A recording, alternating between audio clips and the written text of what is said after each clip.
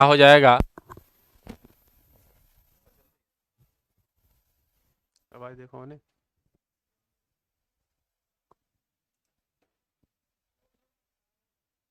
Start तो हुई ना इस पे अभी। नोटिस भेज दो। Notice notice.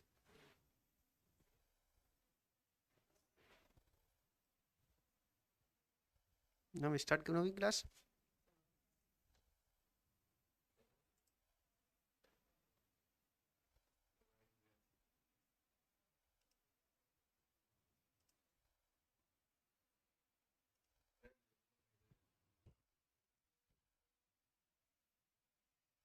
स्टार्ट।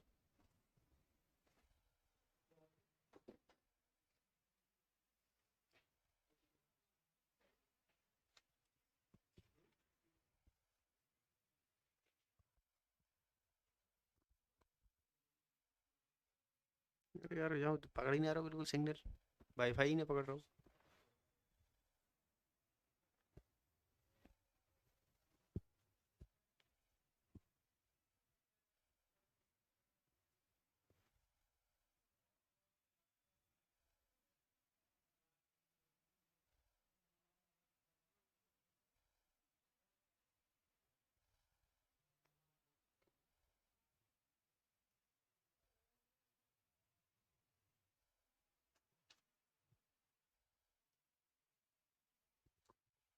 हेलो दोस्तों, मैं विपिन एक बार फिर से स्वागत करता हूँ आर्मी पेपर हैकर पर।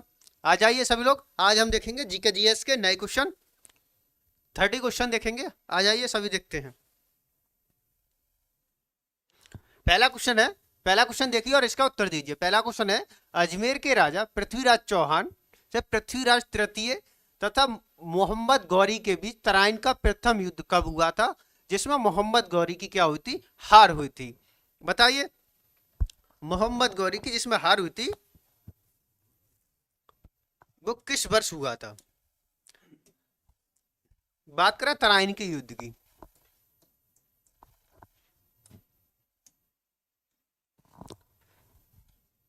तराइन का युद्ध पृथ्वीराज चौहान और मोहम्मद गौरी के बीच में 2 बार तराइन का युद्ध हुआ है। कितनी बार? 2 बार तराइन का युद्ध हुआ है। तो पहला जो युद्ध हुआ था वो हुआ था 1991 ईस्वी में। क्या 1191 ईस्वी में हुआ था? कब? 1191 ईस्वी में। ये मोहम्मद गौरी और पृथ्वीराज के बीच। इस पृथ्वीराज इस जो पहला युद्ध हुआ था, तराइन का प्रथम युद्ध, इसमें पृथ्वीराज चौहान विजेता रहे थे। यानी पृथ्वीराज चौहान क्या रहे थे? 1191 वाले में विजेता रहे थे। इन्होंने क्या किया? पृथ्वीराज चौहान ने मोहम्मद गौरी को हरा दिया। हराने के बाद इसे छोड़ दिया था। क्या कर दिया था? छोड़ दिया था। उसके बाद में बात करें तो इनके बीच फिर दोबारा अगले 1 साल बाद दोबारा फिर युद्ध हुआ। उसे बोलते हैं तराइन का द्वितीय युद्ध। ये प्रथम था।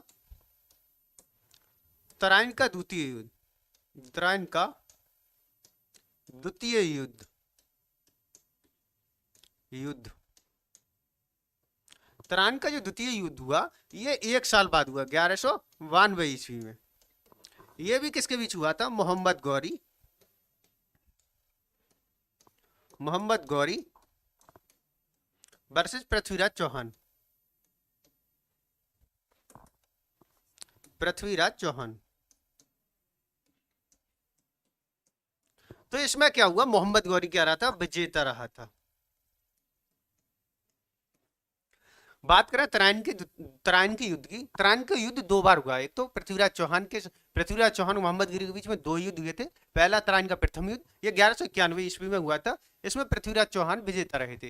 पृथ्वीराज चौहान विजेता रहे थे तो पृथ्वीराज चौहान ने मोहम्मद गौरी को छोड़ दिया था, यानी युद्ध में हराकर इसे छोड़ दिया। तो फिर उसके बाद में 1 साल बाद मोहम्मद गौरी ने द्वारा सेना तैयार की और द्वारा सेना तैयार करने के बाद द्वारा फिर से उस युद्ध के लिए तैयार हो गया और उसने युद्ध लड़ा द्वारा 1192 ईस्वी में, तराइन का द्वितीय युद्ध। इसमें मोहम्मद गौरी विजेता रहा था। जब मोहम्मद गौरी विजेता रहा था तो उन्होंने पृथ्वीराज चौहान को छोड़ा नहीं और अपने साथ बंदी बनाकर लाहौर ले गया था। ठीक है। और एक पुस्तक है उसका नाम है पृथ्वीराज रासो। क्या नाम है? पृथ्वीराज रासो पुस्तक है, वो किसके द्वारा लिखी गई है? चंद्रवरदाई द्वारा। पृथ्वीराज रासो किसने लिखी है? चंद्रवरदाई। किसने? चंद्रवरदाई ने। अगर बात करें पृथ्वीराज रासो के अनुसार चंद्रवरदाई के द्वारा लिखी गई है, इस पुस्तक के अनुसार बताया जाता है कि जो पृथ्वीराज चौहान थे उन्होंने ही मोहम्मद गौरी को मारा था। कैसे मारा था? कि इनकी आंखें निकाल दी गई थी, तो आंखों पर पट्टी बांधने के बाद फिर उन्होंने क्या किया? धनुष और बाण की मदद से मोहम्मद गौरी को मार दिया था। ठीक है, तो इसका उत्तर क्या हो जाएगा? पृथ्वीराज रासो के अनुसार क्या हुआ था? पृथ्वीराज चौहान ने ही मोहम्मद गौरी को मारा था। ठीक है, तो इसका उत्तर क्या हो जाएगा? 1191। तराइन का प्रथम युद्ध कब हुआ था? 1191 ईस्वी में हुआ था। ठीक है, अब बात करते हैं अगला क्वेश्चन। भारतीय राष्ट्रीय कांग्रेस का प्रथम अधिवेशन कहाँ हुआ, ये बताइए। भारतीय राष्ट्रीय कांग्रेस का प्रथम अधिवेशन कहाँ हुआ, ये आपको बताना है। अगर देखें कांग्रेस की बात करें, तो इसकी स्थापना की बात करें तो इसकी स्थापना कब हुई थी? 28 दिसंबर 1885 ईस्वी में। इसके संस्थापक कौन थे? तो संस्थापक थे A.O. ह्यूम। A.O. ह्यूम। अगर बात करें कांग्रेस, तो जो कांग्रेस जो थी वो इसका ये पहला अधिवेशन हुआ था। पहला अधिवेशन हुआ था गोकुलदास तेजपाल संस्कृत विद्यालय, कहाँ है? मुंबई में है। उसमें इसका पहला अधिवेशन हुआ था। कहाँ हुआ था?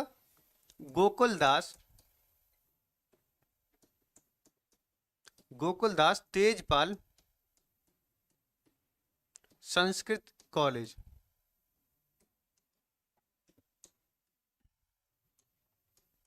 मुंबई। कॉलेज उस समय मुंबई को क्या कहते थे? बम्बई कहते थे। क्या? बम्बई। बाद में इसका नाम क्या कर दिया गया? मुंबई कर दिया गया था। ठीक है, अगर बात करें इस अधिवेशन के जो अध्यक्ष थे, तो पहला जो अधिवेशन हुआ था इसके अध्यक्ष कौन थे? तो कौन थे? WC बनर्जी। कौन से? WC बनर्जी या व्योमेश चंद्र बनर्जी। व्योमेश चंद्र बनर्जी।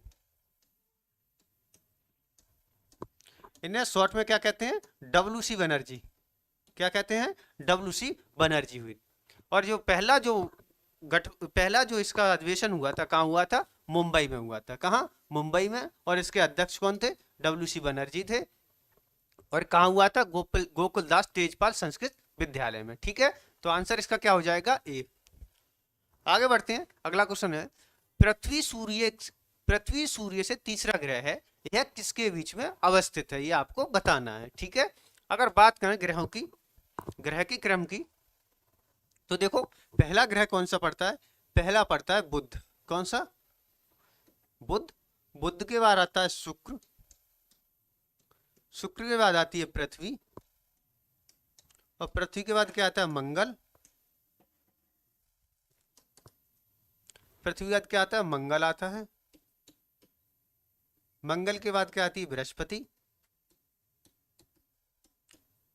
और बृहस्पति के बाद क्या आता है? शुक्र आता है।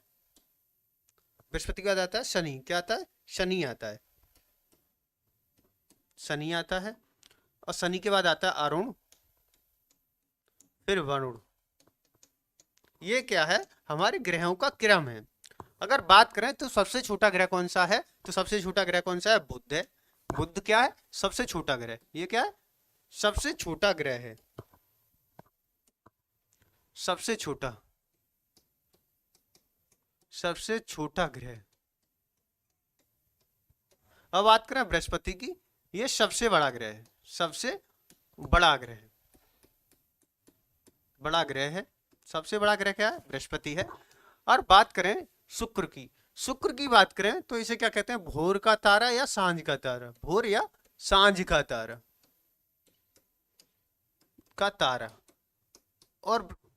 और जो शुक्र है, शुक्र को क्या कहते हैं? पृथ्वी की बहन, पृथ्वी की भिगनी या पृथ्वी की बहन कहते हैं। ठीक है, तो बताइए कि पृथ्वी जो है तीसरा ग्रह है, तो इस जो किसके बीच में पड़ता है? तो देखिए पृथ्वी किसके बीच में है? देखो शुक्र और मंगल के बीच में क्या पड़ती है? हमारी पृथ्वी पड़ती है। तो देखो शुक्र और मंगल के बीच में हमारी क्या पड़ती है? पृथ्वी पड़ती है। और मंगल ग्रह को क्या कहते हैं? लाल ग्रह। क्या कहते हैं? लाल ग्रह कहते हैं। ठीक है, आगे बढ़ते हैं अगले क्वेश्चन पर।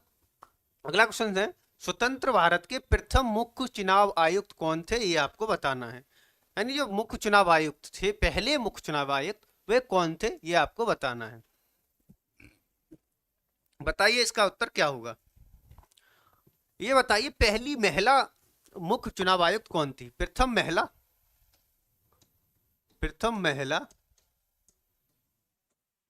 मुख्य चुनाव आयुक्त, मुख्य चुनाव आयुक्त, इसका नाम बताना है आपको। और बताइए वर्तमान मुख्य चुनाव आयुक्त कौन है? वर्तमान मुख्य चुनाव आयुक्त कौन है? चुनाव आयुक्त कौन है? और बताइए ये चुनाव आयोग किस अनुच्छेद में आता है? चुनाव आयोग किस आर्टिकल में है, यानी किस अनुच्छेद में है? ये आपको उत्तर देना है। बताइए। अगर बात करें पहली महिला जो चुनाव आयुक्त थी, मुख्य चुनाव आयुक्त, वो कौन थी? वो थी हमारी बी.एस. रामा देवी। कौन थी? बी.एस. रामा देवी थी। बी.एस. रामा देवी ये क्या थी? प्रथम महिला चुनाव आयुक्त थी। प्रथम महिला चुनाव आयुक्त। और बात करें वर्तमान मुख्य चुनाव आयुक्त कौन है, तो कौन है? राजीव कुमार। कौन है? राजीव कुमार है। ये सुनील अरोड़ा की जगह बने। किसकी जगह? सुनील अरोड़ा की जगह। और बात करें चुनाव आयोग की, तो चुनाव आयोग पड़ता है आर्टिकल किसमें? 324 में। किसमें? आर्टिकल 324 में। ठीक है, तो आर्टिकल 324 में क्या है? हमारा चुनाव आयोग है। ठीक है, तो इसका उत्तर बताइए क्या होगा। तो स्वतंत्र भारत के प्रथम मुख्य चुनाव आयुक्त कौन थे? सुकुमार सेन थे। कौन थे? सुकुमार सेन थे। ठीक है, तो आंसर क्या हो जाएगा हमारा? डी हो जाएगा। पहले जो था चुनाव आयुक्त वो था एक सदस्यीय, लेकिन अब कितना है? 3 सदस्यीय है। ठीक है, एक मुख्य चुनाव आयुक्त होते हैं और 2 क्या होते हैं? वो क्या होते हैं? नॉर्मल मुख्य चुनाव आयुक्त होते हैं। एक मुख्य होता है, 2 चुनाव आयुक्त होते हैं। ठीक है, आगे बढ़ते हैं। अगला है पीआईओ का क्या है? बताइए पीआईओ का विस्तारीय रूप क्या है? इसका आपको उत्तर देना है। पीआईओ क्या है?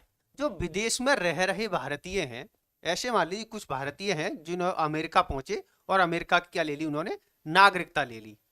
तो उन लोगों के लिए भारत की एक स्पेशल दोहरी नागरिकता कह सकते हैं इसे, नहीं, ऐसे लोगों के लिए भारत के द्वारा दोहरी नागरिकता का प्रावधान किया गया है, उसे कहते हैं पीआईओ। क्या है ये पीआईओ? विदेश में रह रहे भारतीयों के लिए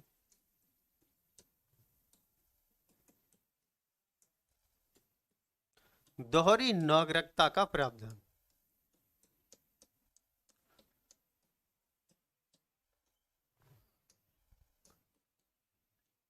ये दोहरी नागरिकता है, इसका मतलब ये नहीं है कि ये लोग आकर भारत में इलेक्शन लड़ सकें या वोट डाल सकें। नहीं, केवल इन्हें घूमने फिरने की आज़ादी होती है। जैसे कि हम लोग इंडियन हैं तो हम भी ऐसे घूम फिर सकते हैं कहीं भी, ताजमहल वगैरह। ऐसे आप कभी ताजमहल गए होंगे तो ताजमहल में देखा होगा जो भी इंडियन लोग होते हैं उनका टिकट सस्ता रहता है और जो फॉरेनर होते हैं उनका टिकट बहुत महंगा रहता है।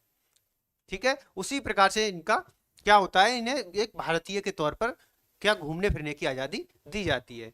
तो दोहरी नागरिकता का क्या है? प्रावधान है।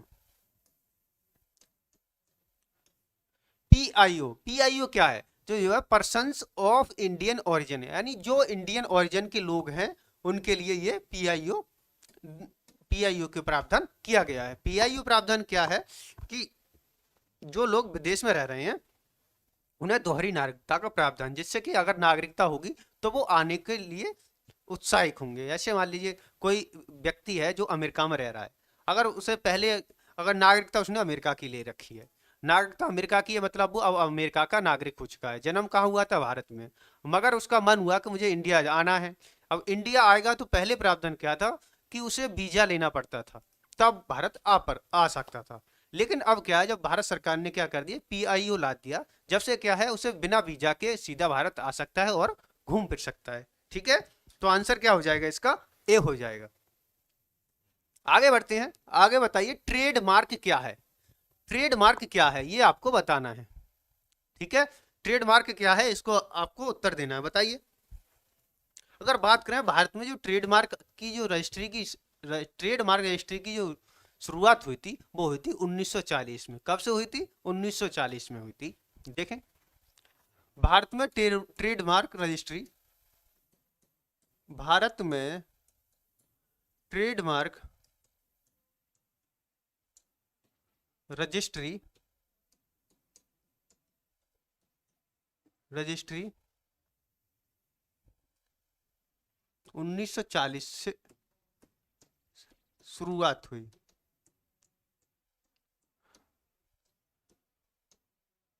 शुरुआत हुई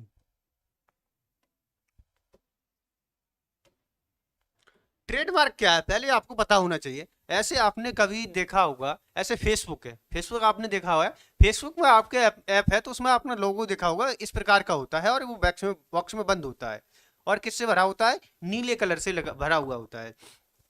तो जो फेसबुक का ट्रेडमार्क है वो क्या है, ऐप है, यानी इस ट्रेडमार्क को उसने अपने नाम पर रजिस्टर करा रखा है। अगर कोई और कंपनी ऐप से स्टार्ट होती है तो वो क्या करेगी, इस लोगो को नहीं लेगी, यानी कि ये उसने क्या कर रखा है, रजिस्टर्ड करा रखा है कि ये सिर्फ लोगो किसका है, फेसबुक का है। उसी प्रकार आपने व्हाट्सअप देखा होगा, उसी प्रकार से आपने देखो टेलीग्राम देखा होगा, जितने भी जो सोशल मीडिया ऐप हैं या फिर आपने बड़ी बड़ी कंपनियां देखी होंगी, जैसे आपने टाटा देखा होगा, टाटा का लोगो अलग है, महिंद्रा है, महिंद्रा का लोगो अलग है। तो इन लोगों ने अपने ट्रेडमार्क को क्या कर रखा है, रजिस्टर करा रखा है। रजिस्टर कराने से क्या होता है, कोई भी तुम्हारे ट्रेडमार्क को कॉपी नहीं कर सकता है। ठीक है, तो आंसर बताइए इसका क्या होगा। इसका आंसर होगा अपने उत्पाद को दूसरे से भिन्न करने के लिए निर्माता द्वारा अपनी वस्तु पर लगाया गया निशान। तो ये क्या है, ट्रेडमार्क कहलाता है। तो आंसर इसका क्या हो जाएगा, डी हो जाएगा। मतलब हर कोई व्यक्ति जिसकी अपनी कंपनी है वो क्या करता है, अपने लोगो अलग दिखाना चाहता है जिससे बाकी सबसे वो अलग दिखे। ठीक है, तो आंसर क्या हो जाएगा इसका, डी हो जाएगा। आगे देखें, लगातार बढ़ती कीमतों की प्रक्रिया को क्या कहते हैं, बताइए। मंदी कहते हैं, मुद्रास्फीति कहते हैं, अति उत्पादन कहते हैं, या कीमत में विभेद कहते हैं। इसका उत्तर दीजिए।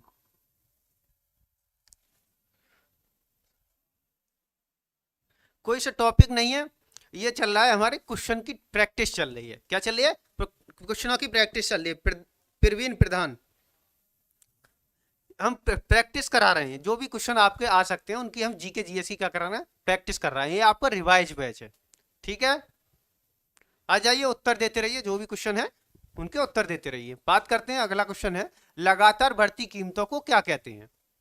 अगर लगातार कीमतें बढ़ रही हैं, ठीक है, ऐसे समझिए, मान लीजिए 50 किलो क्या है, आलू है।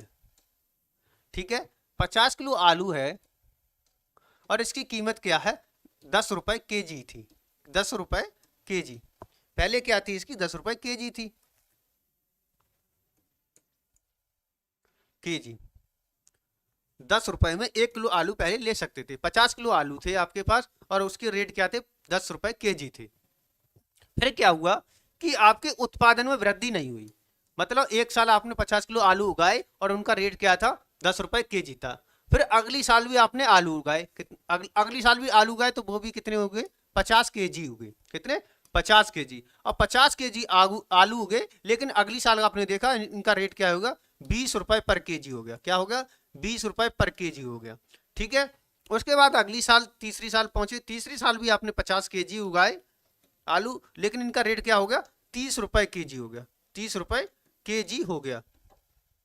इसका मतलब क्या हुआ कि लगातार महंगाई में क्या हुई, वृद्धि हुई। देखो, उत्पादन में वृद्धि नहीं हुई, केवल वस्तु के प्राइस में महंगाई हुई। तो इसे क्या कहते हैं, मुद्रास्फीति कहते हैं। मतलब कोई भी लगातार उसमें प्राइस में वृद्धि होती रहे तो क्या होता है, मुद्रास्फीति होती है। और इसका जस्ट उल्टा, कि लगातार प्राइस में क्या हो, कमी होती जाए और उत्पादन भी कम नहीं हो रहा हो, ज्यादा नहीं हो रहा हो, तो भी क्या होती है, मंदी होती है। ठीक है, ठीक है, तो इसका उत्तर क्या हो जाएगा, मुद्रास्फीति। क्या हो जाएगा, मुद्रास्फीति। तो आंसर हो जाएगा इसका बी। ठीक है, तो लगातार बढ़ती कीमतों की प्रक्रिया को क्या कहलाती है? मुद्रास्फीति कहलाती है। ठीक है, आगे बढ़ते हैं। अगला है, रेखांकित में से कौन सा गाइडेड मिसाल निम्नांकित में से कौन गाइडेड मिसाइलों के निर्माण से समृद्ध है? बताइए, इनमें से Bharat Electronics Limited, Hindustan Aeronautic Limited, Bharat Earth Mover Limited और भारत डायनामिक्स लिमिटेड, इन चारों में से कौन सी है जो गाइडेड मिसाइलों का निर्माण करती है? इनमें से कौन सी कंपनी है जो गाइडेड मिसाइलों का क्या करती है? निर्माण करती है। प्रवीण प्रधान भाई साहब, आपको किसी से क्या मतलब है? कोई पढ़े या ना पढ़े, आप तो पढ़िए, कोई हो या नहीं हो। अगर आपको एग्जाम क्रैक करना है तो आपको पढ़ना चाहिए। ठीक है, आगे देखते हैं। निम्नांकित में से कौन गाइडेड मिसाइलों के निर्माण से समृद्ध है, ये आपको बताना है। बताइए इसका उत्तर क्या होगा? इसका उत्तर क्या होगा ये आपको बताना है। एक,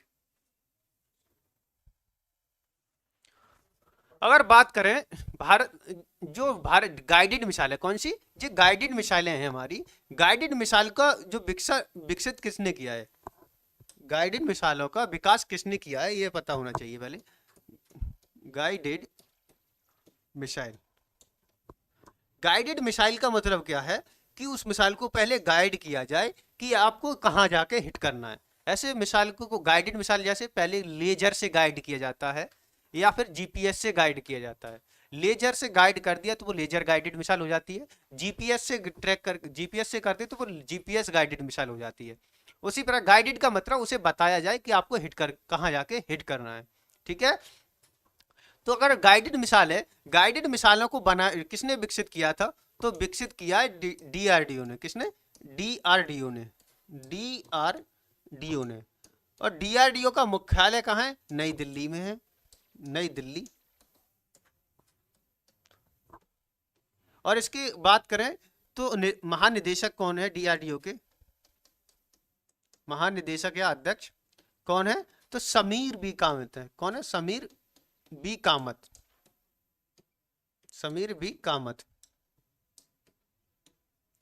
ठीक है, तो आपसे पूछा कि जो लेजर गाइडेड मिसाइल है, गाइडेड मिसाइल को विकसित किसने किया? डीआरडीओ ने किया था।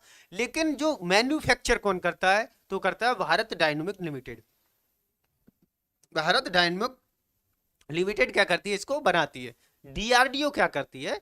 डीआरडीओ एक सैंपल बनाती है और उसे परीक्षण करती है। अगर वो परीक्षण सफल हो गया तो उसका क्या करती है? अधिक मात्रा में उत्पादन करने के लिए वो अन्य कंपनी को क्या कर देती है? हैंडओवर कर देती है। तो उसने गाइडेड मिसाइल को जो हैंडओवर किसे किया है? तो भारत डायनामिक्स को किया है। ठीक है, तो इसका आंसर क्या हो जाएगा? भारत डायनामिक्स। आगे बढ़ते हैं। अगला क्वेश्चन है, ऑस्ट्रेलिया तथा ओशिनिया में कौन महाद्वीप है? यानी ऑस्ट्रेलिया तथा ओशिनिया में कौन सा शामिल है? तो बात करें, आपसे कंफ्यूजन होती है अगर आप लो लेवल के एग्जाम दोगे तो उसमें कहता है ऑस्ट्रेलिया महाद्वीप। क्या कहता है? ऑस्ट्रेलिया महाद्वीप। अगर आप अच्छे लेवल का एग्जाम देंगे तो उसमें कहता है ओशिनिया महाद्वीप। क्या? ओशिनिया महाद्वीप। जबकि बात करें ऑस्ट्रेलिया, ऑस्ट्रेलिया कोई महाद्वीप नहीं है। ऑस्ट्रेलिया स्वयं में क्या है? एक देश है। और उस देश जो पड़ता है ऑस्ट्रेलिया, वो पड़ता है ओशिनिया महाद्वीप में। किसमें? ओशिनिया महाद्वीप में। ओशिनिया महाद्वीप में 2-3 देश पड़ते हैं, जैसे ऑस्ट्रेलिया, न्यूजीलैंड, ये क्या है? इसके देश हैं। तस्मानिया, ये क्या है? ओशिनिया के देश हैं। ऐसे हमारा एशिया महाद्वीप है। एशिया महाद्वीप में भारत, चाइना, रूस, जितने भी देश पड़ते हैं। तो उसी प्रकार से ओशिनिया महाद्वीप, ऐसे एशिया, यूरोप, ये क्या महाद्वीप है? उसी प्रकार से क्या है? ओशिनिया महाद्वीप। लेकिन जो छोटे लेवल के एग्जाम होते हैं उनमें क्या लिखता है? ऑस्ट्रेलिया महाद्वीप लिखता है। ठीक है, तो बताइए ऑस्ट्रेलिया अथवा ओशिनिया महाद्वीप में कौन शामिल है? तो कौन शामिल है? तो बात करें न्यू गिनी, ये भी शामिल है। न्यू गिनी क्या है? ओशिनिया महाद्वीप का एक देश है। पैसिफिक आइलैंड, पैसिफिक के आइलैंड है। जैसे अभी कुछ दिन पहले हवाई आइलैंड पे क्या हुआ था? अभी ज्वालामुखी विस्फोट हुआ था। तो ये भी कहाँ है? पैसिफिक आइलैंड भी उसी में है। और तस्मानिया, ये भी कहाँ है? ये भी कहाँ है? ऑस्ट्रेलिया या ओशिनिया महाद्वीप में है। तो बात करें ये क्या है? सभी इसी में शामिल है। ठीक है, वजह अगर बात करें ऑस्ट्रेलिया या ओशिनिया महाद्वीप की, ये सबसे छोटा महाद्वीप है। क्या है? सबसे छोटा महाद्वीप, सबसे छोटा महाद्वीप है, सबसे छोटा महाद्वीप। और सबसे बड़ा महाद्वीप कौन सा है ये बताइए, सबसे बड़ा महाद्वीप, सबसे बड़ा महाद्वीप है हमारा एशिया महाद्वीप। क्या है? एशिया महाद्वीप। ये जनसंख्या और क्षेत्रफल दोनों की दृष्टि से क्या है? सबसे बड़ा महाद्वीप है। ठीक है। भारत किसका हिस्सा है? दक्षिण एशिया का महाद्वीप क्या हिस्सा है? भारत हमारा भारत देश जो क्या है दक्षिण एशिया का हिस्सा है। अगला क्वेश्चन है, किस भारतीय नागरिक को सर्वोत्तम सृजनात्मक साहित्यिक कृति के लिए कौन सा पुरस्कार दिया जाता है? बताइए। अगर बात करें भारत रत्न, तो भारत रत्न क्या है? ये भारत का सर्वोच्च सम्मान है। यह 1953 में इसकी स्टार्टिंग हुई थी और 1954 में पहली बार 3 लोगों को दिया गया था। बात करें ज्ञानपीठ पुरस्कार की, यह भी साहित्य के क्षेत्र में दिया जाने वाला एक उत्कृष्ट पुरस्कार है। बात करें बुकर पुरस्कार, बुकर पुरस्कार क्या है? पुस्तकों के जो लेखक होते हैं उन्हें दिया जाता है। अब बात करें साहित्य अकादमी पुरस्कार, साहित्य अकादमी पुरस्कार है, ये क्या है? साहित्य के क्षेत्र में दिया जाने वाला सबसे बड़ा पुरस्कार है, सर्वोच्च पुरस्कार है। अब बात करें साहित्य अकादमी पुरस्कार की, तो साहित्य अकादमी पुरस्कार 1955 से देना शुरू किया गया। कब से? 1955 से इसकी शुरुआत हुई थी। कब से? 1955 ईस्वी से इसकी शुरुआत हुई थी। 1955 में सबसे पहले जो दिया गया था वो प्रथम व्यक्ति कौन थे? माखनलाल चतुर्वेदी। कौन थे? माखनलाल चतुर्वेदी। इनकी एक पुस्तक थी हिमतरंगिणी। क्या थी? हिमतरंगिणी। हिमतरंगिणी पुस्तक के लिए इन्हें पुरस्कार दिया गया था। कौन सा? साहित्य अकादमी पुरस्कार। साहित्य अकादमी पुरस्कार दिया जाता है 24 भाषाओं में। कितनी में? 24 भाषाओं में दिया जाता है। भाषाएं की बात करें तो कितनी? 24 भाषाएं हैं। 24 भाषाओं में 22 भाषा तो कौन सी हैं? हमारी जो संविधान की अनुसूची में है, 8वीं अनुसूची में जितनी भाषा दी गई है वो 22 भाषा वो है। और एक कौन सी है? 22 भाषाएं संविधान वाली, और 2 भाषाएं, एक राजस्थानी और एक अंग्रेजी। राजस्थानी प्लस अंग्रेजी, ये कितने? 24 भाषा में दिया जाता है साहित्य अकादमी पुरस्कार। ठीक है। साहित्य अकादमी पुरस्कार में 1 लाख रुपए दिए जाते हैं। क्या दिया जाता है? 1 लाख रुपए। और एक तम्र पत्र दिया जाता है। क्या दिया जाता है? तम्र पत्र दिया जाता है। तो आंसर इसका क्या हो जाएगा? साहित्य अकादमी पुरस्कार। क्या हो जाएगा? साहित्य अकादमी पुरस्कार। ठीक है।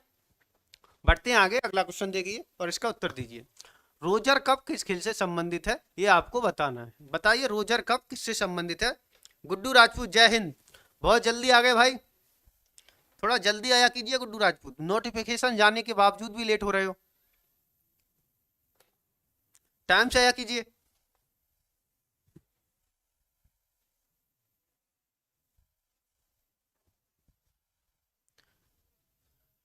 शिवम चौधरी टाइम से आया कीजिए। अब देखें इसका बात करें। बताइए फुटबॉल है, फुटबॉल के कितने और कपों के नाम बताइए। कौन कौन सी कप दिए जाते हैं फुटबॉल खेल में? फुटबॉल बताइए, फुटबॉल में कौन कौन से कप दिए जाते हैं? कौन कौन से कप फुटबॉल से संबंधित हैं? बात करें, देखो Durand cup, Durand cup,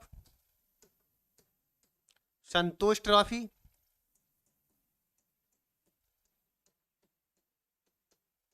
FIFA cup और रोजर कप, रोबर्स कप। क्या है? Robbers cup.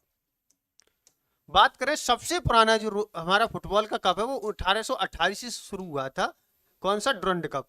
डुरंड कप क्या है? ये फुटबॉल का सबसे पुराना कप है। कौन सा? Durand cup. अब बात करें रोवर कप की, तो ये रोवर्स कप किसका है? फुटबॉल से संबंधित है और ये 1891 से शुरू हुआ। कब? 1891 से। ये दूसरा सबसे पुराना है। क्या है? दूसरा सबसे पुराना कप, सबसे पुराना कप है। ठीक है। तो आंसर क्या हो जाएगा इसका? ए हो जाएगा। क्या हो जाएगा? फुटबॉल हो जाएगा। ठीक है। 12:30 बजे का नोटिफिकेशन था। क्लास तो 12 बजे ही होती है।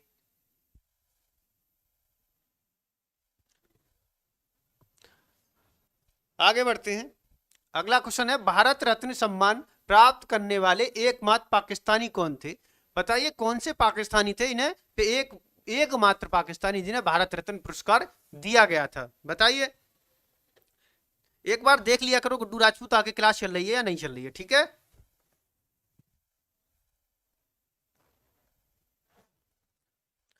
बात करें, केवल दो विदेशी विदेशी लोगों को भारत रत्न दिया गया है, विदेशी लोगों को, दो विदेशी लोग हैं इन्हें भारत रत्न दिया गया है, भारत रत्न दिया गया है, दो लोगों को भारत रत्न दिया गया है। बात करें 1990 ईस्वी में, 1990 ईस्वी में किसे दिया गया था? नेल्सन मंडेला को। किसे? नेल्सन मंडेला को दिया गया था। नेल्सन मंडेला को दक्षिण अफ्रीका का गांधी कहा जाता है। क्या? दक्षिण अफ्रीका का गांधी, दक्षिण अफ्रीका का गांधी कहा जाता है। अगर बात करें 18 जुलाई को, तो 18 जुलाई के लिए नेल्सन मंडेला दिवस मनाया जाता है। क्या? अंतरराष्ट्रीय नेल्सन मंडेला दिवस, अंतरराष्ट्रीय नेल्सन मंडेला दिवस। नेल्सन मंडेला दिवस कब मनाया जाता है? 18 जुलाई को। ये दक्षिण अफ्रीका के गांधी कहा जाता है। इन्हें 1990 में दिया गया था। दो लोगों को दिया गया था, पहले तो थे नेल्सन मंडेला। अब बात करें दूसरा दिया गया था 1987 ईस्वी में। किसे दिया गया था? खान अब्दुल गफ्फार खान, खान अब्दुल गफ्फार खान। बताइए इन्हें किस नाम से जानते हैं? दूसरा नाम क्या है इनका? गफ्फार खान। इनकी बात करें, खान अब्दुल गफ्फार खान को क्या कहते हैं? सीमांत गांधी कहते हैं। क्या? सीमांत गांधी। इनके दो प्रमुख अखबार चलते थे, लाल कुर्ती खिदमतगार। क्या चलते थे? लाल कुर्ती खिदमतगार। इनके क्या चलते थे? दो समाचार पत्र चलते थे। कौन से? लाल कुर्ती और खिदमतगार।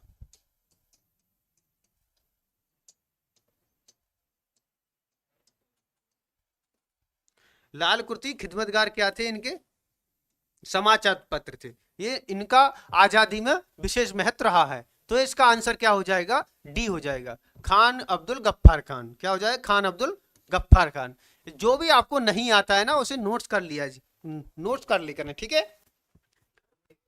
अगला क्वेश्चन है, गीत गोविंद नामक पुस्तक के लेखक कौन है? ये आपको बताना है। बताइए इसका उत्तर क्या होगा? गीत गोविंद। शिवम चौधरी उत्तर दीजिए इसका। गुड्डू राजपूत उत्तर दो इसका।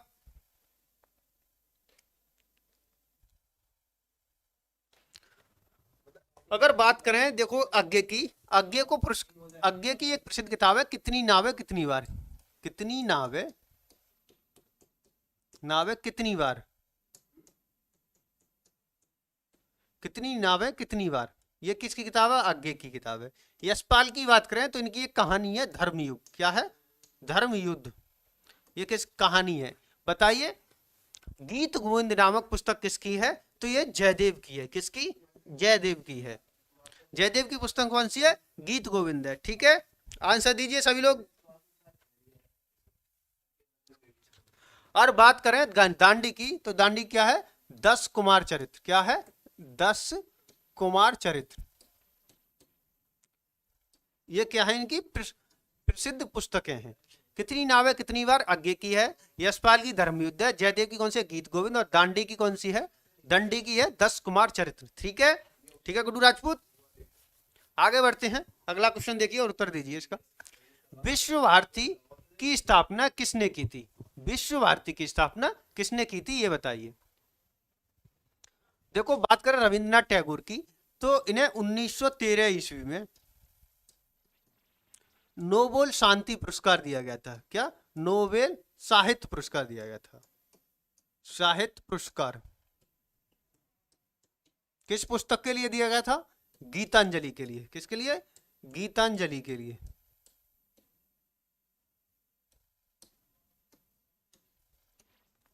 गीतांजलि के लिए। और बात करें विश्व भारती, विश्व भारती क्या है? ये विश्वविद्यालय है। क्या है? विश्वविद्यालय है, यूनिवर्सिटी है। विश्वविद्यालय या यूनिवर्सिटी। ये कहाँ है? शांति निकेतन में है। कहाँ है? शांति निकेतन में। शांति निकेतन में। शांति निकेतन कहाँ है? वेस्ट बंगाल में। वेस्ट बंगाल में। बताइए तो इसकी स्थापना किसने की थी? उत्तर दीजिए। तो इसकी स्थापना किसने की थी? रविंद्रनाथ टैगोर ने। किसने की थी? रविंद्रनाथ टैगोर ने। और रविंद्रनाथ टैगोर को क्या कहते हैं? गुरुजी के नाम से भी जानते हैं। और रविंद्रनाथ टैगोर इन्होंने क्या लिखा था? आमार सोमनार बांग्ला लिखा था। वो किसका? बांग्लादेश का क्या है? राष्ट्रीय गीत है। ठीक है, तो इसका उत्तर क्या हो जाएगा? रविंद्रनाथ टैगोर। आंसर क्या होगा? रविंद्रनाथ टैगोर होगा, नरेंद्र देव नहीं होगा। विश्व भारती का उत्तर क्या होगा? रविंद्रनाथ टैगोर होगा। विश्व भारती क्या है? एक विश्वविद्यालय है। विश्वविद्यालय मतलब यूनिवर्सिटी है। ठीक है, तो इसका उत्तर क्या होगा? रविंद्रनाथ टैगोर। आगे बढ़ते हैं। अगला क्वेश्चन देखिए, कृषि पर्यटन नीति पारित करने वाला पहला भारतीय राज्य कौन सा था? ने कृषि पर्यटन नीति किसने लागू की? ये बताइए। हाँ, बांग्लादेश में है। बांग्लादेश में नहीं, पश्चिम बंगाल में है। बांग्लादेश नहीं, पश्चिम बंगाल। ठीक है, बांग्लादेश नहीं, पश्चिम बंगाल होगा। प्रवीण प्रधान बताइए। बात करें देखो पंजाब की, तो पंजाब में बताइए सीएम कौन है? पंजाब के सीएम कौन है और राज्यपाल कौन है?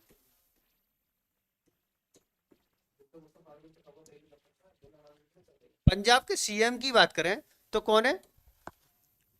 भगवंत मान। कौन है? भगवंत मान।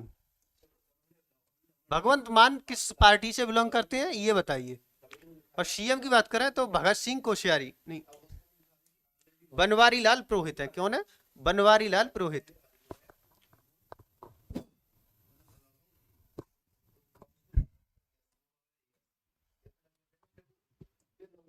बनवारी लाल पुरोहित।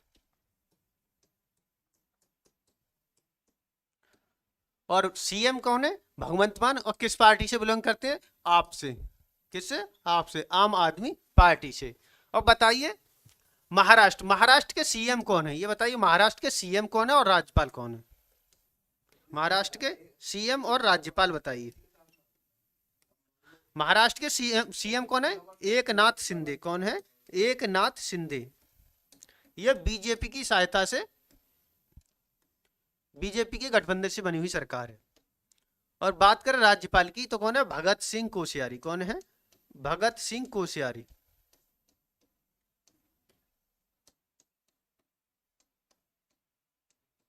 भगत सिंह कोश्यारी। कौन है? भगत सिंह कोश्यारी हैं। अब बताइए पर्यटन नीति पारित करने वाला पहला भारतीय राज्य कौन सा था? बताइए कौन होगा? एकनाथ शिंदे है। हर एकनाथ नाम है। ठीक है प्रवीण। शिवम चौधरी बताइए इसका उत्तर क्या होगा? तो इसका उत्तर होगा महाराष्ट्र सरकार। किसने किया है? महाराष्ट्र सरकार ने किया है। किस लिए? कि किसानों की आय को बढ़ाने के लिए, यानी कृषि आय को बढ़ाने के लिए महाराष्ट्र सरकार ने क्या किया? कृषि पर्यटन नीति की शुरुआत की थी। ठीक है, ग्रामीण विकास हो सके, जिससे क्या होगा? ग्रामीण विकास हो सके। ठीक है, आगे बढ़ते हैं और अगला उत्तर दीजिए। अगला, तीसरी बौद्ध संगति का आयोजन किसके शासनकाल में हुआ था? ये बताइए। इसका उत्तर दीजिए, इसका क्या होगा? बताइए।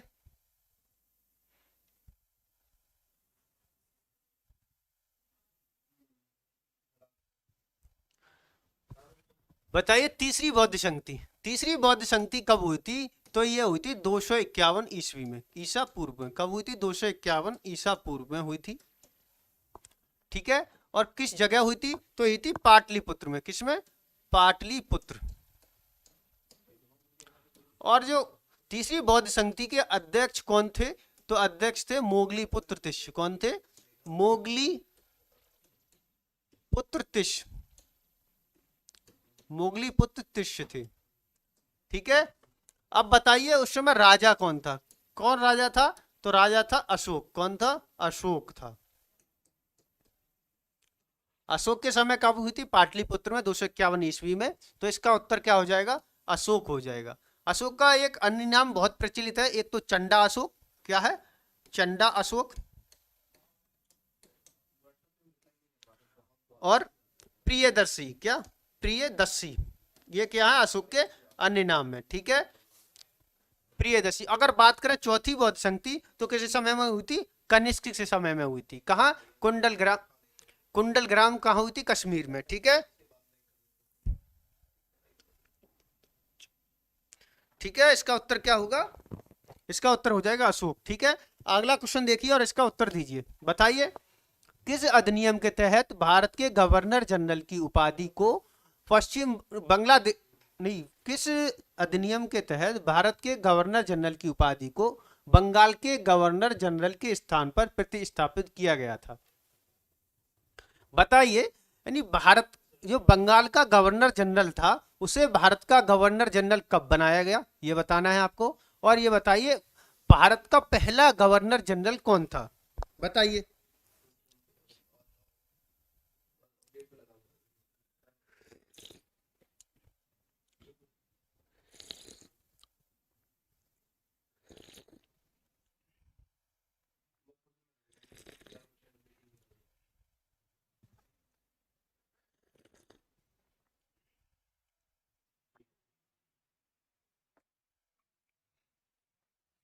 बताइए भारत का पहला गवर्नर जनरल, पहला गवर्नर जनरल,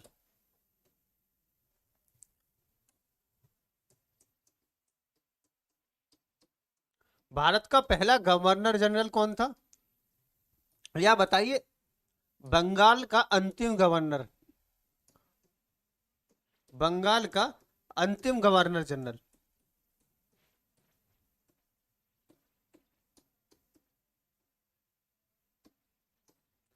अंतिम गवर्नर जनरल, ये दोनों क्या थे, एक ही थे।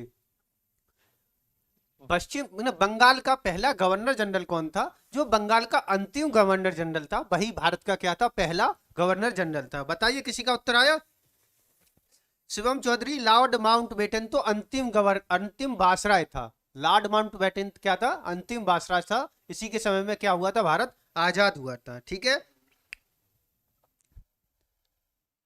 इसका उत्तर बताइए लोमेश कुमार, बहुत बढ़िया। इसका आंसर क्या होगा, लॉर्ड विलियम बेटिंग। कौन था, लॉर्ड विलियम बेटिंग था, लॉर्ड विलियम बेटिंग।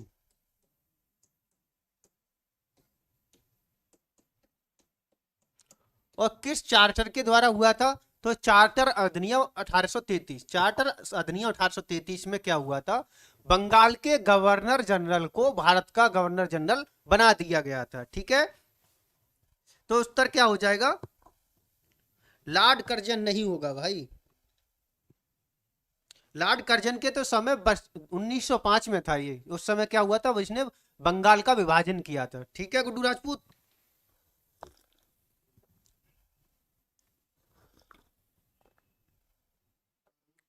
बताइए इसका उत्तर क्या होगा अगले क्वेश्चन का।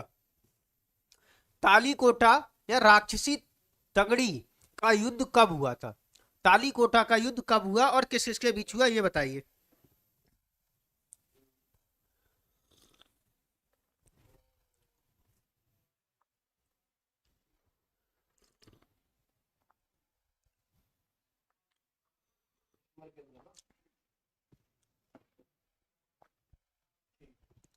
बात करें तालीकोटा का युद्ध, ये कब हुआ था, 1522 जनवरी, 22 जनवरी 1565। कब हुआ था, 22 जनवरी 1565 में हुआ था। किस किस के बीच हुआ था, तो दक्कन के सुल्तान, दक्कन के दक्कन की सल्तनत, दक्कन की सल्तनतों वर्सेस हुआ था विजयनगर साम्राज्य। किसके, विजयनगर साम्राज्य। बताइए विजयनगर साम्राज्य का संस्थापक कौन था,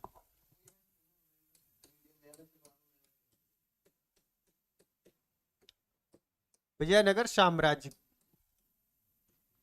दक्कन की सल्तनतों और विजयनगर साम्राज्य के बीच में क्या हुआ था, तालीकोटा का युद्ध हुआ था। बताइए विजयनगर साम्राज्य का संस्थापक कौन था, यानी विजयनगर साम्राज्य की स्थापना किसने की थी, ये बताइए। मैं कमेंट देख रहा हूं, बताइए सभी लोग।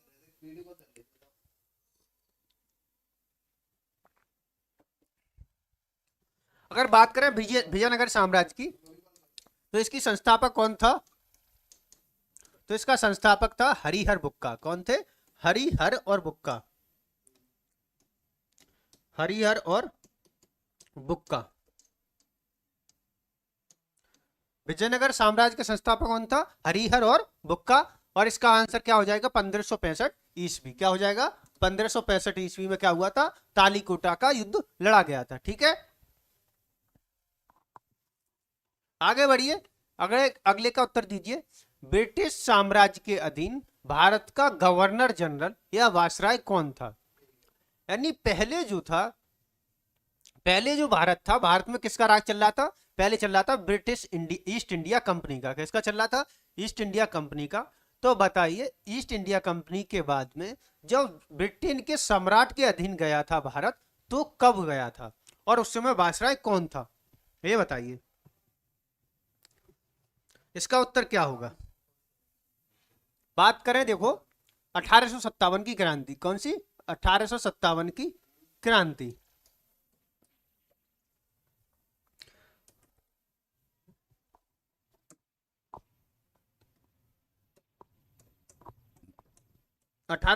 की क्रांति। 1857 की क्या हुई थी? क्रांति हुई थी। 1857 की क्रांति की वजह से क्या हुआ था कि क्रांति को तो रद्द कर दिया गया और बाद में क्या कर दिया गया? सम्राट के अधीन भारत क्या चला गया? ब्रिटेन के सम्राट के अधीन चला गया। पहले जो भारत में शासन करता था, कौन करता था? East India company. कौन? ईस्ट इंडिया कंपनी के अधीन था। बाद में क्या हुआ? शासन किसके अधीन चला गया? 1857 क्रांति के बाद सम्राट के अधीन चला गया। किसके? सम्राट के अधीन। सम्राट के अधीन चला गया। और जो भारत का गवर्नर जनरल था, भारत का गवर्नर जनरल,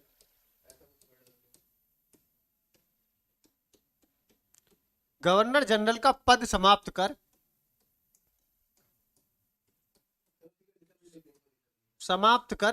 क्या बना दिया? वायसराय का पद दिला दिया। क्या? वायसराय का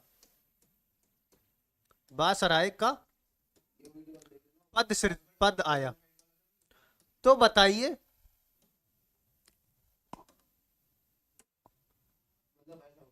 वायसराय का पद आया। तो बताइए, भारत का अंतिम गवर्नर जनरल और पहला वायसराय कौन था? ये आपको उत्तर देना है। तो कौन था? लॉर्ड कैनिंग था। कौन था? लॉर्ड कैनिंग था। लॉर्ड कैनिंग था।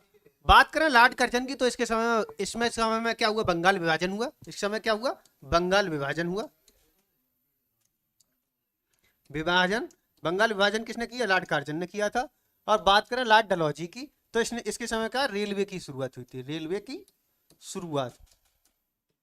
रेलवे और डाक की शुरुआत किसके समय में हुई थी? तो लॉर्ड डलहौजी के समय हुई थी। ठीक है, इसने ही फूट डालो राज करो की नीति अपनाई थी। ठीक है, आगे बढ़ते हैं। अगला क्वेश्चन है, संपूर्ण विश्व में पूरे विश्व को कितने जोनों में बांटा गया है? संपूर्ण विश्व को कितने टाइम जोन में बांटा गया है, ये आपको बताना है। बताइए, इसका उत्तर क्या होगा? गुड्डू राजपूत उत्तर दीजिए इसका। प्रवीण प्रधान उत्तर दो इसका। बताइए इसका उत्तर क्या होगा। और ये भी बताइए, 0 डिग्री देशांतर रेखा कहां से गुजरती है? 0 डिग्री देशांतर रेखा जिसे कहते हैं ग्रीनविच टाइम रेखा। इसे क्या कहते हैं? समय की मानक रेखा माना जाता है इसे। समय की मानक रेखा, समय मानक रेखा। ये बताइए किस शहर से गुजरती है? और बताइए, भारत की समय मानक रेखा कौन सी है? भारत की समय मानक रेखा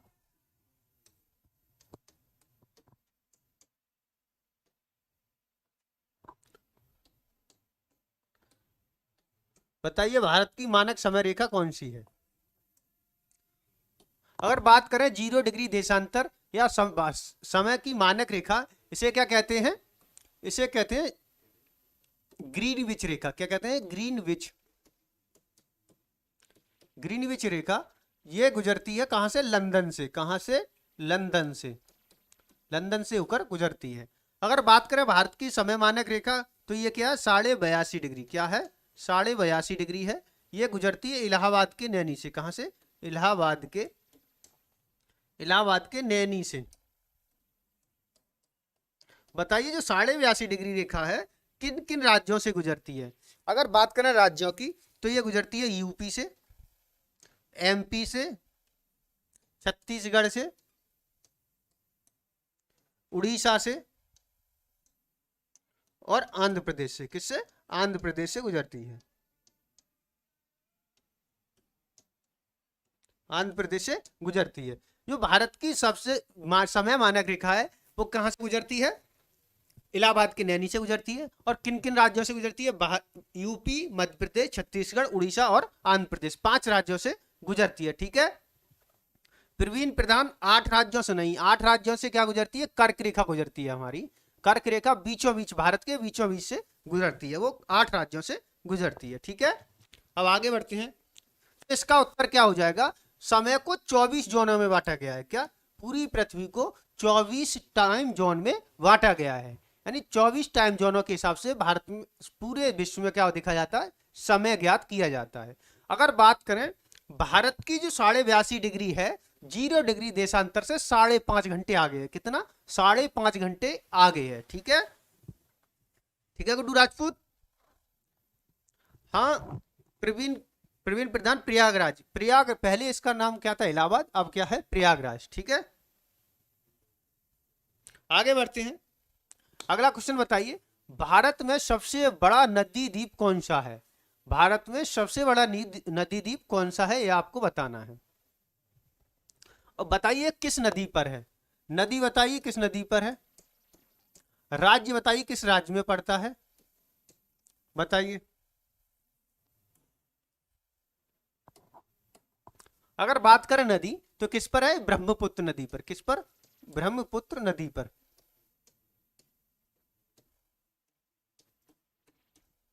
किस राज्य में है? असम राज्य में। किसमें? असम राज्य में। बताइए भारत का सबसे बड़ा नदी द्वीप कौन सा है? बताइए इसका आंसर क्या होगा, बताइए। असम के सीएम बताइए और राज्यपाल बताइए। असम के सीएम और राज्यपाल कौन है? सीएम और राज्यपाल कौन है ये बताइए। असम के सीएम की बात करें तो कौन है? डॉक्टर हेमंत विश्व शर्मा। हेमंत विश्व शर्मा। राज्यपाल की बात करें कौन है? जगदीश मुखी। कौन है? जगदीश मुखी। देखो सभी राज्यों के राज्यपाल और मुख्यमंत्री तो आपको होठों पे रटे हुए होने चाहिए। ठीक है एक बार में ही उत्तर आ जाना चाहिए आपका। तो इसका उत्तर क्या हो जाएगा? मांजली द्वीप। ये क्या है? विश्व का सबसे बड़ा नदी द्वीप है।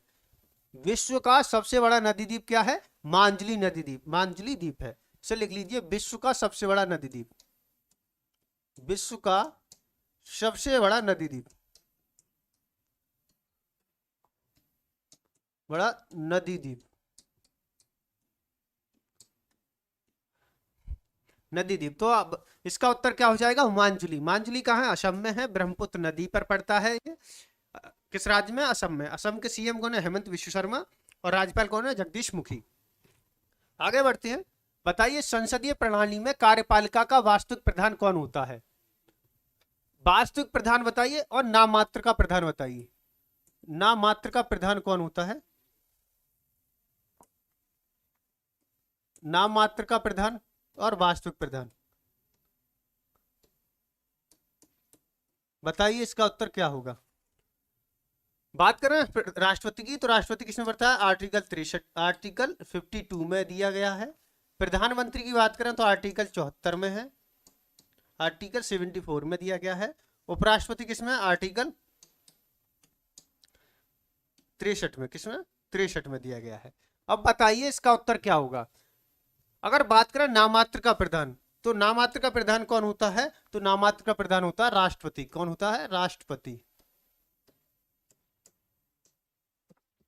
बताइए वास्तविक प्रधान कौन होता है?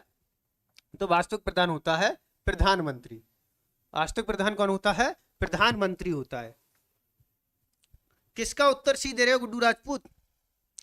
संसदीय प्रणाली में कार्यपालिका का वास्तविक प्रधान कौन होता है?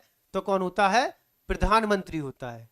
और प्रधानमंत्री किसमें है? आर्टिकल 74 में। आर्टिकल 74 में लिखा हुआ है कि एक प्रधानमंत्री होगा जो मंत्रिपरिषद का मुखिया होगा, यह क्या करेगा, राष्ट्रपति को कार्य तथा सलाह में मदद करेगा। ठीक है, तो आंसर क्या हो जाएगा इसका, बी हो जाएगा। प्रधानमंत्री क्या होता है, वास्तविक यानी वास्तविक प्रधान होता है, और कार्यपालिका का नाममात्र का प्रधान कौन होता है, राष्ट्रपति होता है। ठीक है, आगे बढ़ते हैं। बताइए भारतीय संविधान की आत्मा किसे कहा गया है, भारतीय संविधान की आत्मा किसे कहा गया है। गुड्डू राजपूत, प्रवीण प्रधान, उत्तर दीजिए इसका।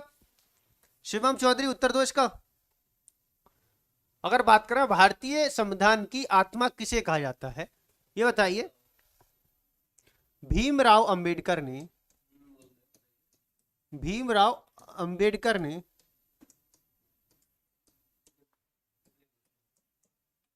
संविधान की आत्मा किसे कहा है, संविधान की आत्मा किसे कहा है, बताइए। भीमराव अंबेडकर के अनुसार संविधान की आत्मा किसे कहा गया है, तो किसे क्या गया है, आर्टिकल 32 को। किसे, आर्टिकल 32 को। आर्टिकल 32 क्या है, यह है संवैधानिक उपचारों का अधिकार। क्या है, संवैधानिक उपचारों का अधिकार, उपचारों का अधिकार। ठीक है, अगर बात करें संविधान की आत्मा किसे कहा गया है, तो किसे कहा गया है, तो किसे कहा गया है, प्रस्तावना को। किसे, प्रस्तावना। प्रस्तावना को क्या कहा गया है, संविधान की आत्मा कहा गया है। और संविधान की जो प्रस्तावना ली गई है, ये कहां से ली गई है, ये अमेरिका से ली गई है। कहां से, अमेरिका से लिया है, इसे अमेरिका से लिया है। अब बात करें प्रस्तावना की भाषा, प्रस्तावना की भाषा,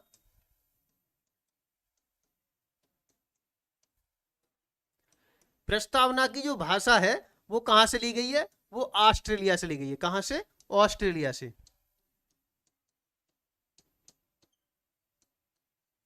ऑस्ट्रेलिया से ली गई है। अगर बात करें प्रस्तावना, तो प्रस्तावना स्टार्ट कैसे होती है, हम भारत के लोग। कहां से स्टार्ट होती है, हम भारत के लोग। प्रस्तावना की शुरुआत कहां से होती है, हम भारत के लोग। और प्रस्तावना की भाषा कहां से ली गई है, ऑस्ट्रेलिया से। और प्रस्तावना कहां से ली गई है, तो अमेरिका से ली गई है। ठीक है, तो आगे बढ़ते हैं, अगला उत्तर देखिए। और भीमराव अंबेडकर के अनुसार संविधान की आत्मा किसे माना गया है, आर्टिकल 32 को। बताइए भारत का राष्ट्रीय आदर्श वाक्य क्या है, भारत का जो राष्ट्रीय आदर्श वाक्य है उसे बताइए क्या है। बात करें वंदे मातरम की, तो वंदे मातरम किसने लिखा है, बंकिम चंद्र चटर्जी ने। किसने, बंकिम चंद्र चटर्जी। बंकिम चंद्र चटर्जी ने क्या लिखा है, वंदे मातरम लिखा है। अगर बात करें जय जवान जय किसान की, तो ये किसने नारा दिया था, लाल बहादुर शास्त्री ने। लाल बहादुर शास्त्री, ये क्या थे, हमारे दूसरे पीएम थे। जब भारत पाकिस्तान का युद्ध हो रहा था, उस युद्ध के दौरान लाल बहादुर शास्त्री ने जय जवान जय किसान का नारा दिया था। और बात करें भारत का राष्ट्रीय अध्यय वाक्य कौन सा है, तो वो है सत्यमेव जयते। और सत्यमेव जयते बताइए कहां से लिया गया है, यह लिया गया है मुंडको उपनिषद से। किससे, मुंडको उपनिषद से। मुंडको उपनिषद से लिया गया है। अगर बात करें उपनिषद की कुल संख्या कितनी है, तो कितने उपनिषद हैं, 108 उपनिषद हैं। कितने, 108 उपनिषद हैं। और 108 में से कौन सा लिया गया, किससे लिया गया, मुंडको उपनिषद से लिया गया है। ठीक है, अगला क्वेश्चन देखिए और इसका उत्तर दीजिए। निम्न में से कौन सा प्रत्यक्ष कर है, बताइए प्रत्यक्ष कर कौन सा है। हाँ, देवनागरी भाषा में ही लिखा हुआ है। बताइए इसका उत्तर क्या होगा।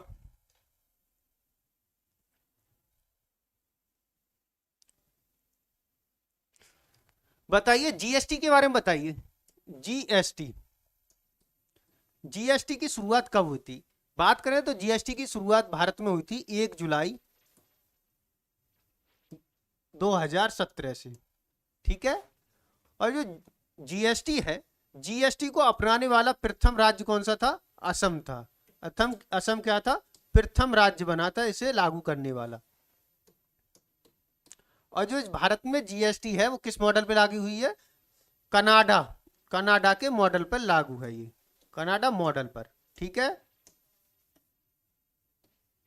कनाडा मॉडल पर क्या है हमारी जीएसटी लागू है। अगर जो जीएसटी लाई गई थी वो किसकी सिफारिश पर लाई गई थी? विजय केलकर समिति पर, विजय केलकर समिति के सिफारिश पर।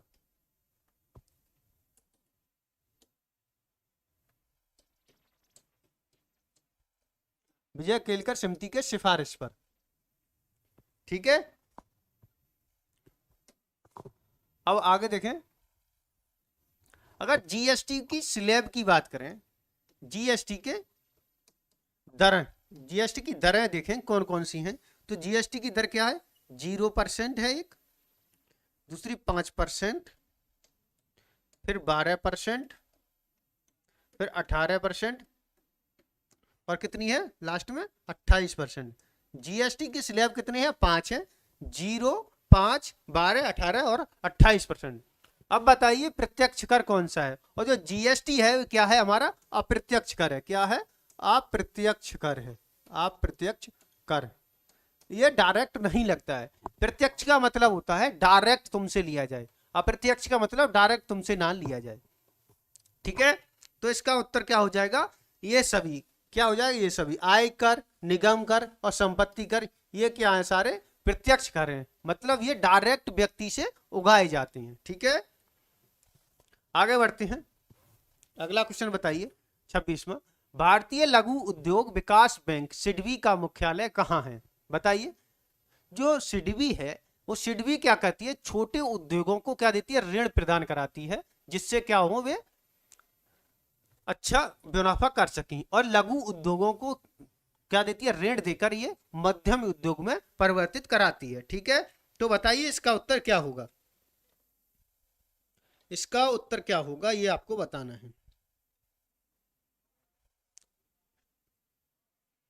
अगर बात करें तो इसका स्थापना कब हुई थी?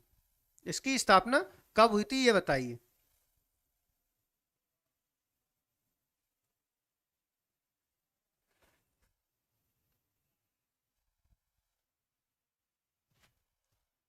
अगर बात करें स्थापना की, सिडबी की स्थापना बताइए कब हुई थी? तो स्थापना इसकी हुई थी 2 अप्रैल 1990 में। कब हुई थी? 2 अप्रैल 1990 में इसकी स्थापना हुई थी। और इसका जो हेडक्वार्टर है वो हेडक्वार्टर कहाँ है? लखनऊ में है। लखनऊ कहाँ है? यूपी की राजधानी है ये, लखनऊ यूपी में है। अगर इसकी बात करें अध्यक्ष, सिडबी के अध्यक्ष कौन है? तो कौन है? एस रमन है। कौन है? S Raman, S Raman. ठीक है, तो आंसर क्या हो जाएगा इसका? लखनऊ हो जाएगा। क्या हो जाएगा आंसर इसका? लखनऊ हो जाएगा। किसी का उत्तर आया? दिल्ली नहीं होगा गुड्डू राजपूत, शिवम चौधरी, इसका आंसर होगा लखनऊ। सिडबी का मुख्यालय कहाँ है? लखनऊ, उत्तर प्रदेश में। ठीक है, आगे बढ़ते हैं। अगर जो भी आपके समझ में नहीं आया, अगर आपको याद नहीं है तो उसे नोट्स कर लिया कीजिए और बाद में सोने से पहले इसे देख लिया कीजिए एक बार। ठीक है, अगला क्वेश्चन है अफ्रीका का गांधी किसे कहा जाता है? बताइए। यह मैं बता चुका हूं आपको, बताइए इसका आंसर क्या होगा। अगर बात करें एम के गांधी, इनका जन्म कब हुआ था? 2 अक्टूबर 1869 ईस्वी में। अगर बात करें 2 अक्टूबर को, तो 2 अक्टूबर को मनाया जाता है अंतरराष्ट्रीय अहिंसा दिवस। क्या? अंतरराष्ट्रीय अहिंसा दिवस 2 अक्टूबर को मनाया जाता है, अहिंसा दिवस। ठीक है, मार्टिन लूथर की बात करें तो ये ईसाई धर्म का क्या था? ये ईसाई धर्म का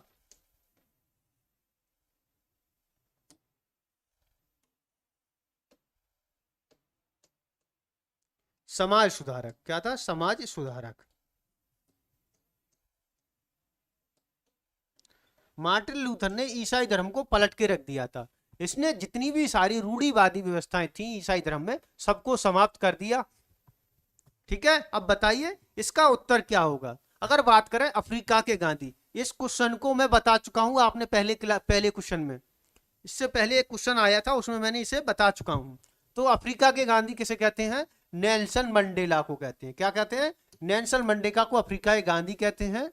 और ने 1990 ईस्वी में भारत रत्न दिया जा चुका है। क्या जा चुका है, भारत रत्न। और 18 जुलाई को किसको, 18 जुलाई को अंतरराष्ट्रीय नेल्सन मंडेला दिवस मनाया जाता है। अंतरराष्ट्रीय नेल्सन मंडेला दिवस मनाया जाता है। मंडेला दिवस मनाया जाता है।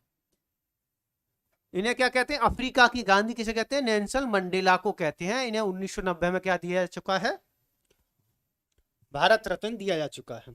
आगे बढ़ते हैं। विश्व स्वास्थ्य संगठन WHO का मुख्यालय कहां है, ये आपको बताना है। उत्तर दीजिए इसका क्या होगा।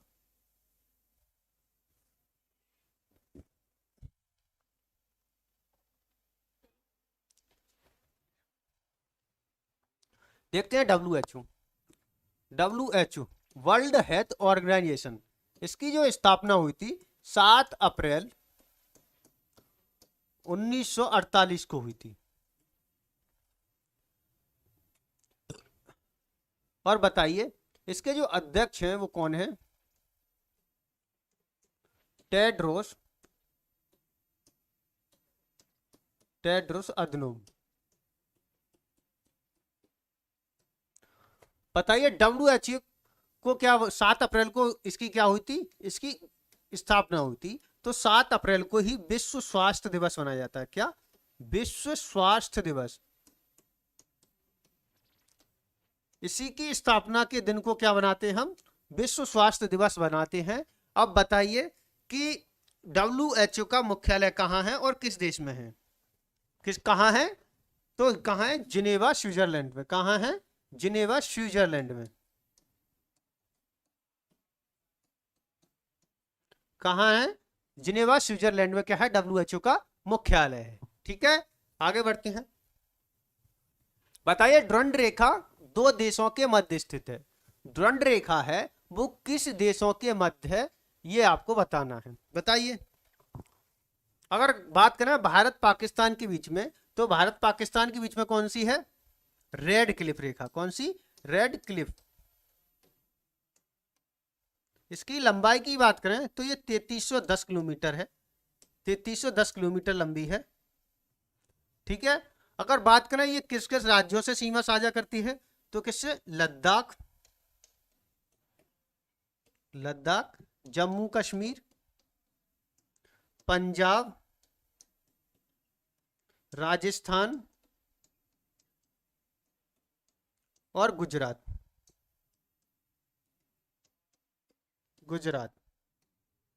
ठीक है, लद्दाख, जम्मू कश्मीर, पंजाब, राजस्थान और गुजरात से क्या करती है, हमारी जो रेड क्लिफ रेखा है वो सीमा साझा करती है। और बात करें द्वंद्व रेखा की, तो द्वंद्व रेखा जो है अफगानिस्तान और पाकिस्तान के बॉर्डर बनाती है। अफगानिस्तान और पाकिस्तान का क्या बनाती है, बॉर्डर बनाती है। बताइए मैकमोहन रेखा किस देश के बीच में है, मैकमोहन रेखा। मैकमोहन रेखा जो है भारत और चीन के बीच में है, भारत और चीन के बीच में है। कौन सी, मैकमोहन रेखा। और इसका द्वंद्व रेखा किसके बीच में है, अफगानिस्तान और पाकिस्तान के बीच में है। ठीक है, आगे बढ़ते हैं। बताइए लाल त्रिकोण किसका प्रतीक है, लाल त्रिकोण किसका प्रतीक है, यह आपको बताना है। बताइए इसका उत्तर क्या होगा, लाल त्रिकोण।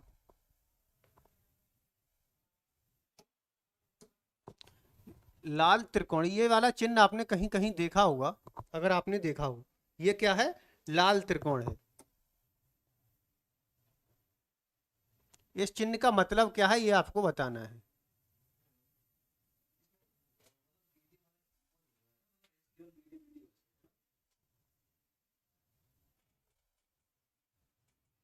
बताइए इस लाल त्रिकोण का मतलब क्या है।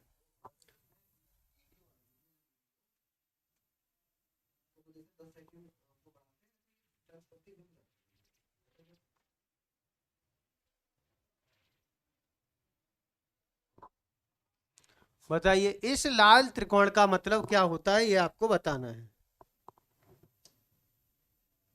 लाल त्रिकोण का इसका मतलब होता है परिवार नियोजन से संबंध होता है। किससे? परिवार नियोजन से।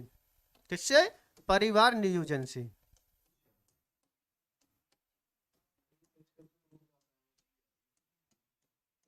किससे? परिवार नियोजन से।